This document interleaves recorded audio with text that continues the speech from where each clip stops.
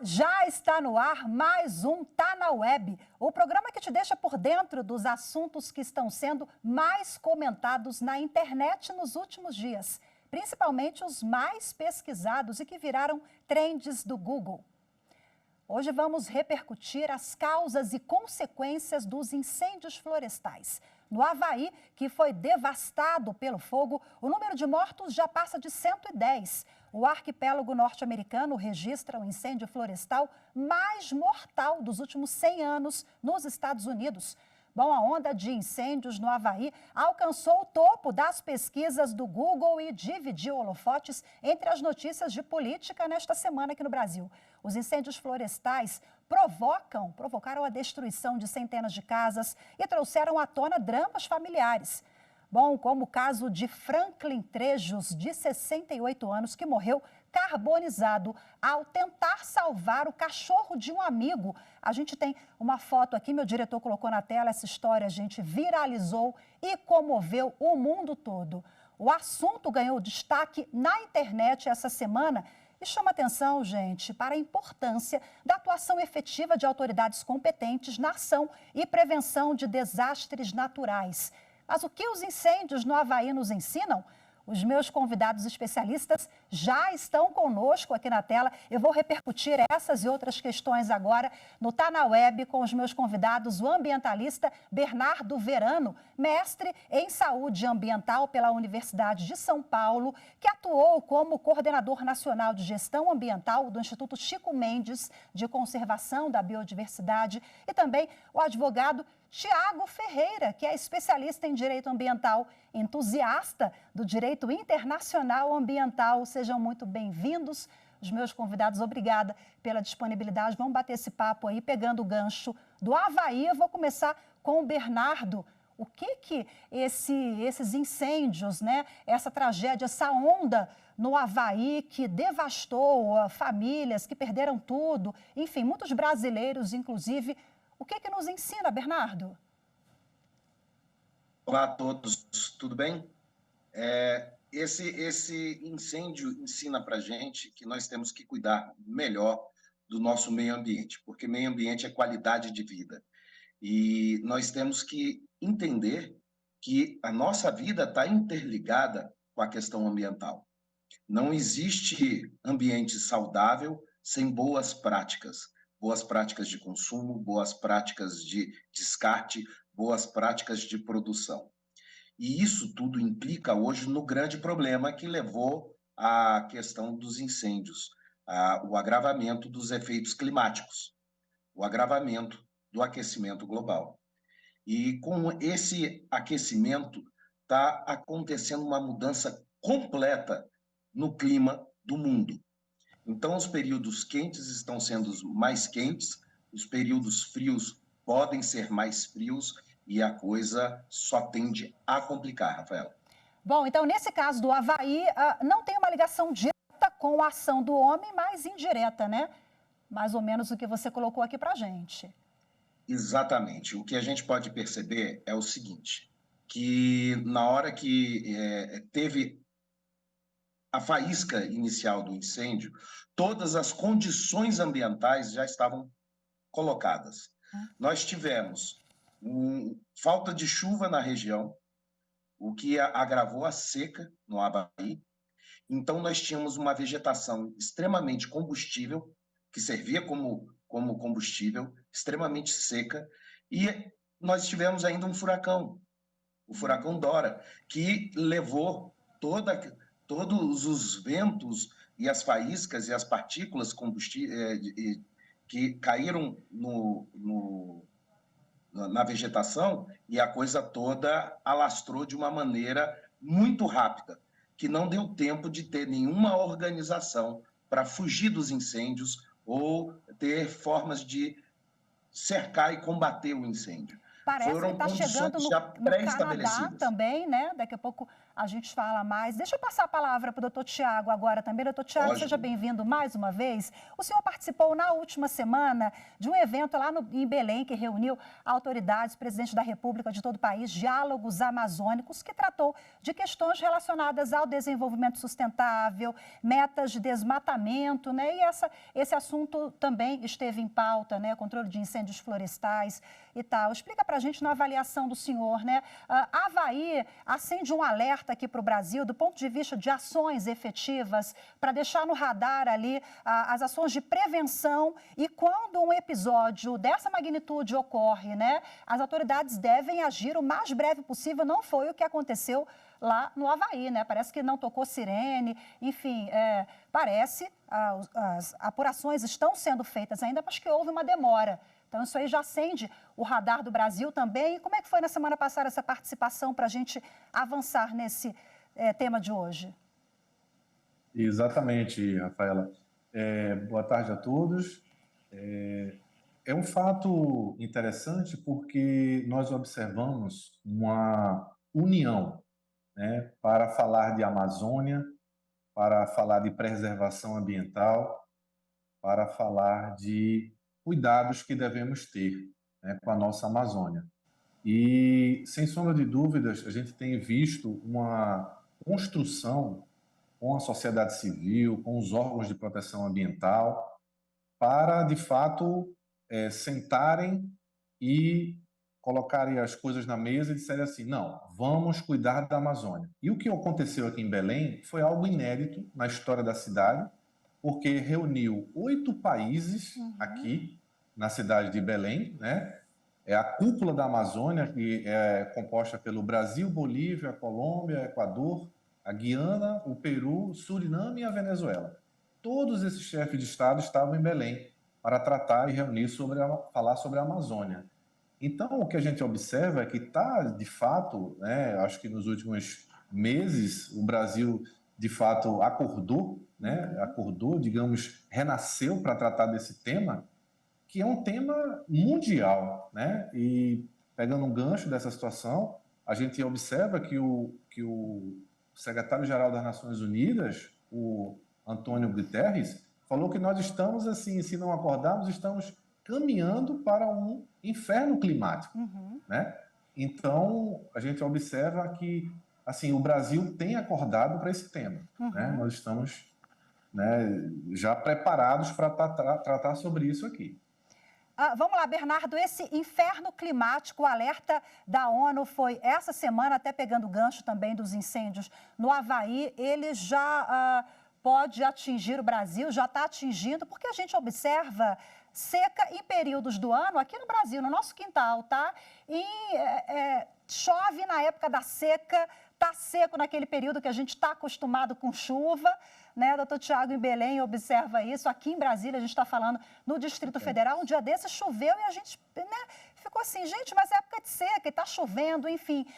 Já é um sinal de que algo está acontecendo? Não, não é um sinal. Já é o aviso total que estamos atravessando um período já da consequência da mudança dos efeitos climáticos. A gente pode perceber, você colocou chuva em Brasília, você colocou seca no norte, seca no sul, e os vendavais que aconteceram, os ciclones que aconteceram há um mês atrás em Santa Catarina. Nós temos aí todas essas situações que já mostram que o nosso meio de produção, ele leva a um desgaste do planeta. Nossos meios, nossa demanda de consumo leva a um estilo de produção e estilo de descarte que o planeta não mais absorve. Então, assim, o planeta está avisando.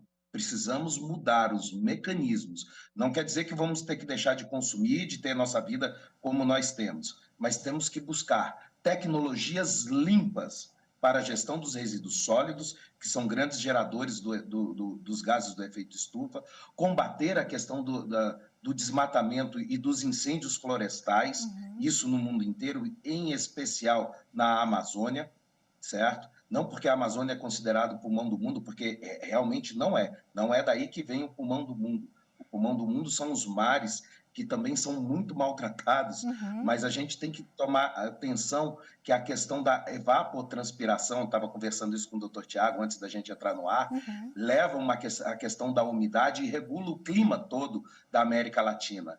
Então, a gente tem aí toda uma condição que a floresta amazônica estabelece para termos essa gestão do clima. Se não cuidarmos da floresta amazônica, nós vamos ter condições parecidas com o Havaí. Muito combustível seco, fácil de pegar fogo por qualquer tipo de faísca, e se nós ainda tivermos aí um agravamento na questão da condução dos ventos, esse incêndio pode espalhar pela Amazônia, assim como aconteceu no Havaí. Doutor Bernardo, mas o quê? Na próxima década, nos próximos 5 anos ou 20?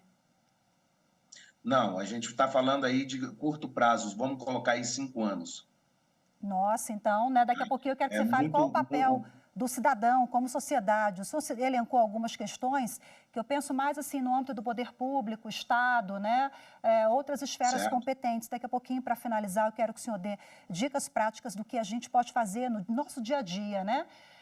Agora eu vou passar para o doutor Tiago. O arcabouço jurídico já temos suficiente? Já temos leis, regulamentações, enfim, ordenamento jurídico não falta, falta efetividade, doutor Tiago, para a gente avançar nessas questões ambientais, incluindo incêndios florestais? Isso, exatamente. Nós temos, sim, um arcabouço até poderoso, né? O nosso Código Florestal, né, em seu artigo 39, ele já trata sobre os planos de contingência para combate aos incêndios florestais, né? Em seu artigo 40 também, ele trata que o governo federal, né, deve estabelecer uma política nacional de manejo e controle de queimadas. Então, veja que nós estamos com bastante força, né, bastante equipamento robusto para combater esse tipo de situação se acontecer, né, vier a ocorrer no Brasil. Recentemente agora, na Comissão, né, de Meio Ambiente do Senado Federal, né, houve uma audiência pública que foi tratado justamente agora, em abril recente, sobre a Política Nacional de Manejo e Controle de Queimadas, Prevenção e Combate a Incêndios. O que é que acontece? Existe já um PL, né, é um projeto de lei, né, sobre esse assunto, né, sobre essas, digamos assim, formas de combater essas situações, só que ele hoje está, neste momento, no Senado Federal, para a apreciação, né, que é um PL, né, um PL 18/2022. Então, assim, nós temos já essa preparação jurídica para que espero que nunca aconteça isso aqui no Brasil, mas eu gosto de salientar a união, né? Porque eu vou repetir nessa tecla que o Brasil de fato acordou para esse tema, né? Hoje nós temos o governo federal, o governo aqui do estado do Pará, em conjunto com a proteção da nossa Amazônia, porque a Amazônia é de todos nós brasileiros. Então, existe essa força, esse arcabouço jurídico forte para combater qualquer situação que vier a acontecer nesse caso. Essa união, essa participação conjunta entre todos os atores envolvidos é fundamental, né, para a gente, é o ponto de partida para a gente poder avançar bem nisso. Para fechar, doutor Bernardo, por gentileza, quais as dicas para que a gente no dia a dia já comece a pensar ali, né, no que cada um pode fazer? Nas ações individuais, vamos colocar aqui coisas dentro de casa mesmo, né? Vamos começar para aqueles que podem trabalhar com substituir eletrodomésticos antigos para eletrodomésticos novos, que têm uma maior eficiência no consumo de energia. Trocar as lâmpadas de incandescentes, que ainda em vários locais nós encontramos, por lâmpadas já de LED, que consomem menos energia. Apesar da nossa matriz energética ser uma matriz mais limpa, nós ainda temos um consumo significativo de energia baseada na queima de combustível fóssil, né? Não é tão grande quanto em outros países. Nós podemos trabalhar com a questão da separação e destinação correta do lixo dentro da Política Nacional de Resíduo Sólido. Tudo isso vai fazer com que nós tenhamos uma quantidade menor de gases do efeito estufa sendo gerado. E isso é muito importante. porque o que vai dar para a gente melhores condições para evitar as mudanças climáticas a utilização de novas metodologias de consumo, novas metodologias de produção pautadas nas tecnologias limpas. E isso é o importante. As indústrias elas têm que entrar nessa questão da tecnologia verde. E é isso que a gente tem que focar hoje em dia. Melhores formas de consumo, melhor destinação de lixo e tecnologias verdes para a indústria. Perfeito, eu quero agradecer demais a participação de vocês. É um tema muito complexo, ficaríamos aqui um tempão, né, abordando outras questões, mas deu para deixar o recado, falar aqui rapidinho sobre esse tema. Muito obrigada, doutor Bernardo Verano, Tiago Ferreira. Boa tarde para os senhores. Muito grata pela participação mais uma vez. Boa tarde. Boa tarde. Bom, agora a gente volta para as telas do Google para saber quais os assuntos têm sido pesquisados durante a semana na web. Vamos agora aos destaques.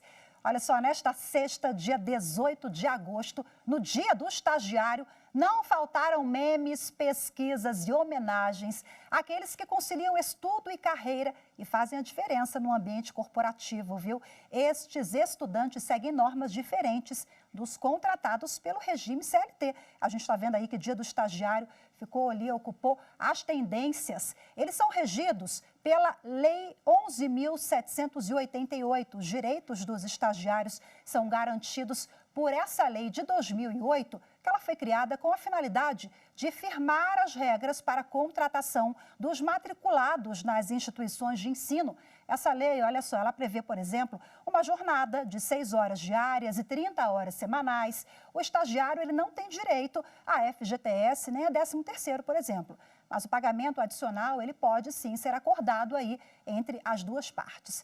Voltando agora para as tendências, além do Dia do Estagiário, bom, nessa semana o que está rolando nas trends? As criptomoedas mergulharam em queda livre nos últimos dias. Após notícias envolvendo o nome de Elon Musk, o Bitcoin BTC, que atingiu aí, o topo das pesquisas, amargou quedas de 7,29% nesta sexta. A principal moeda do setor de criptomoedas chegou a cair 9% na noite de quinta. Isso tudo por quê? Porque o mercado cripto ainda tenta digerir as informações reveladas pelo Wall Street Journal, a publicação que revelou que o homem mais rico do mundo diminuiu a sua carteira de Bitcoin. A empresa do bilionário Elon Musk, que é o dono do Twitter, ela teria reduzido, segundo o jornal, o valor de suas participações em Bitcoin em mais de 370 milhões de dólares no ano passado e em 2021. Daí, após esse anúncio do bilionário, veio o rebuliço no mercado. Vamos agora fazer uma pausa rápida, já voltamos com mais informações. Tá na web, volta em instantes, fique com a gente, não sai daí.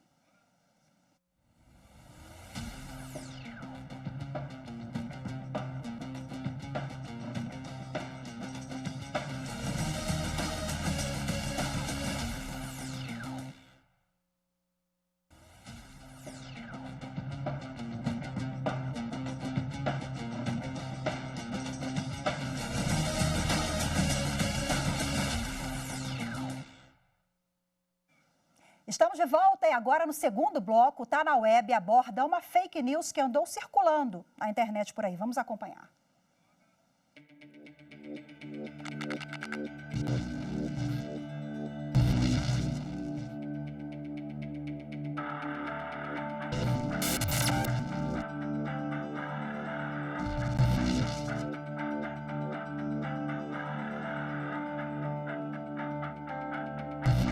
Eu queria falar um pouco com vocês sobre algumas notícias falsas que têm circulado, informando que haverá um aumento de tarifa de energia elétrica para quem tem geração de energia própria, especialmente energia solar. Essa notícia não corresponde à realidade, não haverá um aumento da tarifa de energia para quem tem a sua própria geração. Em janeiro do ano passado, 2022, foi aprovado o Marco Legal da Geração Distribuída, que prevê que as novas conexões de geração própria, que ocorrerem a partir de 7 de janeiro de 2023, elas terão regras de compensação de energia diferentes. Então haverá uma mudança na atratividade e no tempo de retorno para esses investimentos, porém não haverá uma taxação ou um aumento de tarifa para essas conexões de energia.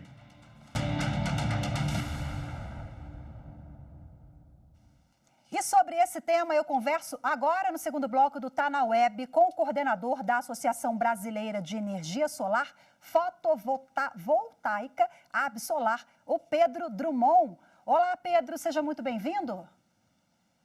Olá, Rafaela. Olá a todos. Boa tarde. Boa tarde, Pedro. Olha só, rolou uma fake news aí tentando associar um aumento, né, na energia de uma legislação que é do ano passado, entrou em vigor agora. E aí, quem aderiu até julho nem terá aumento, não vai ter mudança nenhuma agora, né? Então, a gente já cravou aqui que é realmente desinformação. Agora, eu quero que você esclareça. Quem geralmente faz a adesão a esse tipo de energia tem economia, né? Não aumento. Isso, exatamente, Rafaela. Muito bom a gente levantar esse assunto para esclarecer para todas as pessoas. Existe ainda muita lenda, muita desinformação em relação à energia solar, que é essa fonte que traz tantos benefícios econômicos para quem instala na sua residência, no seu comércio, na sua indústria, também para o meio ambiente e para toda a sociedade. Então, existem algumas tarifas e alguns tipos de impostos que o consumidor, quando instala energia solar, ele tem que continuar pagando. Por isso que a gente sempre fala que você não consegue zerar a sua conta de energia, mas você consegue descontos na conta muito altos, na ordem de acima de 90%. Então, foi aprovada ano passado a Lei 14.300, que é um marco para o nosso setor, que começou a valer em janeiro desse ano, e através dessa aprovação a gente ganhou segurança jurídica, vários benefícios e houve uma reformulação na forma com que são cobrados, né, esses impostos, essas taxas obrigatórias. Então, é isso que aconteceu. E aí, realmente, há muita desinformação, muitos comentários que não são verdadeiros, onde se criou até um termo aí, que é a taxação do sol, esse tipo de coisa, e não foi isso que aconteceu. Agora explica pra gente, quem faz a adesão por esse tipo de energia independente, ela está submetida ao sistema do governo, digamos assim, por exemplo, o apagão na última semana, né? Essas pessoas que têm energia solar, a fotovoltaica, elas não tiveram apagão, é isso? Ela está no mesmo sistema que os demais? Muito boa essa pergunta. A energia solar fotovoltaica, ela tem algumas formas de ser instalada. O maior consumo que a gente tem, o maior número de pessoas utilizando, que é o que a gente chama de sistema on-grid, é um sistema conectado com a rede. Então, você está realmente na mesma rede da sua distribuidora e, nesse caso do apagão, você teria, sim, a sua energia desconectada, mesmo que você tivesse com a sua geração. A única possibilidade de você não ter a sua energia, você continuar com a sua energia elétrica, se você estivesse fazendo uso de algum armazenador, no caso, por exemplo, baterias, que você já pode ter na sua residência, alguns clientes têm, mas ainda é um número muito pequeno. A grande maior parte de quem tem a energia solar fazendo a geração está conectado à rede e por isso você está sujeito a essas quedas de energia, sim. Pedro, é muito caro? Dá para a gente falar assim no valor médio para adesão? Ou a economia proporcionada por essa tecnologia é suficiente para pagar ali a aquisição na instalação nos primeiros 6 meses? Conta para a gente, para quem está interessado e está pensando em colocar ali no orçamento. Legal. Bom, a energia solar fotovoltaica, a gente brinca que ela é de graça, porque a economia que você tem com a conta de eletricidade, você paga o sistema que você instalou. Então, a gente fala muito no termo do payback, né, do tempo do retorno do investimento. Normalmente, depende da região onde você vive, da irradiação local e das tarifas da sua distribuidora, esse payback varia, mas você pode considerar que para residencial, ele varia entre 4 e 5 anos, em um sistema que vai gerar pelo menos 20 anos. Então, você instala o sistema hoje, tem uma redução na sua conta de energia, e com essa economia que você tem, você paga, se você quiser, uma parcela para algum empréstimo que você pode adquirir, ou você pode remunerar você mesmo, caso você tenha colocado dinheiro de capital próprio. E entre 4 e 5 anos você já pagou. E depois você fica gerando energia gratuita por mais 15 ou 20 anos, ou até mais que isso. Então, a gente sempre fala, a energia solar fotovoltaica é um dos maiores investimentos em termos de retorno do capital investido que você pode ter. E a gente está falando também para uma contribuição ao meio ambiente, enfim, a esses sistemas, porque quando as pessoas fazem adesão, muita gente tem isso no radar, né? Sim, as motivações, né, que podem fazer um investidor instalar um sistema, elas são várias. E a energia solar fotovoltaica é uma fonte muito democrática por alguns motivos e muito por esse dos impactos ambientais também. Hoje a energia solar fotovoltaica é a fonte de geração de energia elétrica mais barata do mundo, de todas as outras. E você tem essa questão do impacto ambiental, porque vamos resumir assim, a cada módulo fotovoltaico, a cada painel solar que você instala, você está deixando de construir uma nova usina de geração de energia elétrica, que normalmente são aquelas usinas grandes, e que muitas vezes são feitas por fontes fósseis, como, por exemplo, por gás natural, ou por óleo diesel. Tem alguns lugares que ainda usam esse tipo de energia no Brasil. O Brasil é um país de energia muito renovável, tem uma matriz muito limpa, mas a energia solar vai ajudando a limpar mais ainda essa matriz. Que a energia solar fotovoltaica, além de ser a mais barata do mundo, ela é a que menos tem impacto ambiental. Então, cada projeto novo, a gente está diminuindo as emissões de gases poluentes na nossa atmosfera, que faz bem para toda a sociedade. Maravilha, Pedro, muito obrigada pela participação, pelos esclarecimentos, viu? Conversei aqui com o Pedro Drummond, que é coordenador da Associação Brasileira de Energia Solar Fotovoltaica. Muito obrigada, Pedro, até a próxima. Obrigado, eu que agradeço, um abraço a todos. Tchau, tchau. Bom, e agora a gente fica por aqui, tá na web. Muito obrigada pela sua companhia. Lembrando que se você não segue a gente, pode procurar a gente lá nas redes sociais, @Rádio e TV Justiça. Estamos no Instagram, Twitter, YouTube e Spotify. Muito obrigada pela companhia. Até a próxima. Tchau, tchau.